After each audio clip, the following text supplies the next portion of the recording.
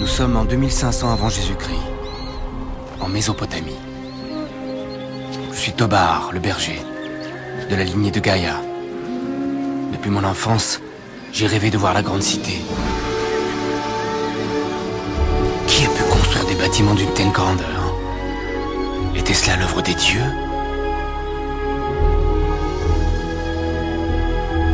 Dès leur apparition, les cités vont exercer une fascination immense. Pour la première fois dans l'histoire de l'homme, des populations d'origines différentes, de langues différentes, cohabitent et construisent ensemble.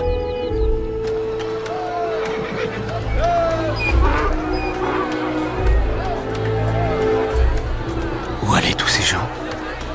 Quel but poursuivaient-ils? Certains se croisaient sans même se regarder. Je n'avais jamais vu autant de tout. Des objets venant de contrées lointaines. Bijoux, parfums, épices, alcool. Certains utiles, mais d'autres uniquement pour le plaisir. Plaisir des yeux, du nez, de la bouche. Plaisir d'entendre.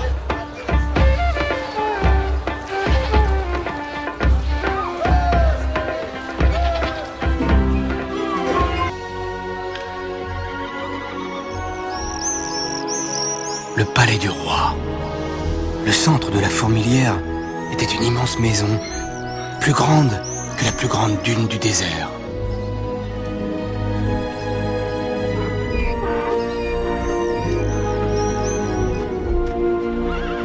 Les impôts récoltés y étaient acheminés.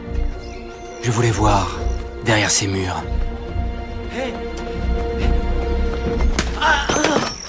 Et c'était un quartier interdit.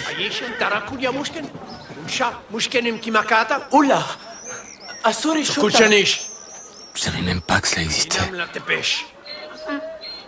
Un endroit où seuls certains peuvent entrer. Je n'avais jamais vu ça.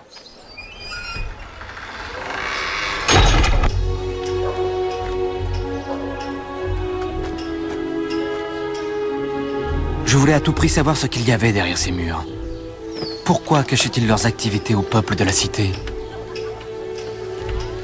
Dans mon village, on pouvait voir facilement le chef, il suffisait de demander.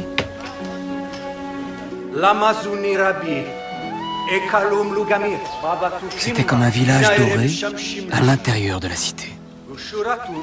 Ici se prenaient toutes les décisions de la fourmilière. Tout y semblait merveilleux. Il y avait là des architectes, des artistes et des savants. La plus grande concentration de connaissances jamais rassemblées. Les richesses de l'État servent à entretenir la cité et le prestige du roi, mais aussi à la protection du royaume. Des pillards nomades avaient fait incursion au nord du royaume. Le roi voulait lever des armées supplémentaires, engager des soldats et fabriquer de nouvelles armes. Il avait besoin de plus.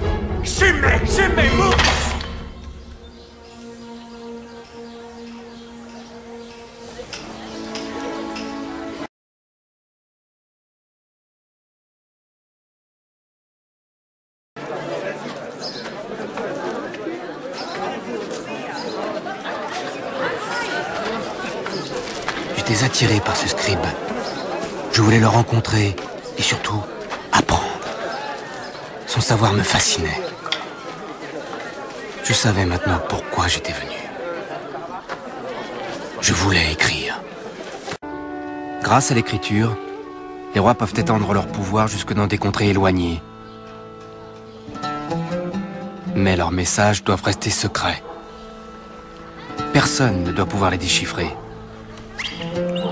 D'où l'importance stratégique de la connaissance des signes.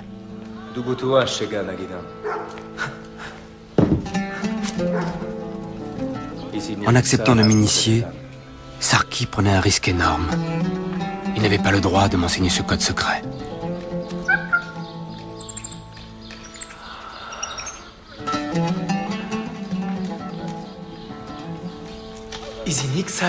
Regarde et tais-toi.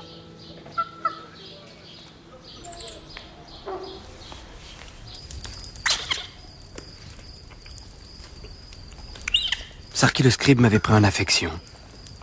Je crois qu'il aimait ma jeunesse. Ma naïveté et mon regard lui ont plu.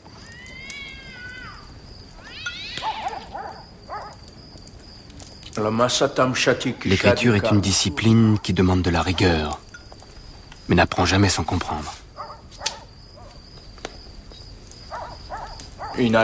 Regarde, le principe est tout simple.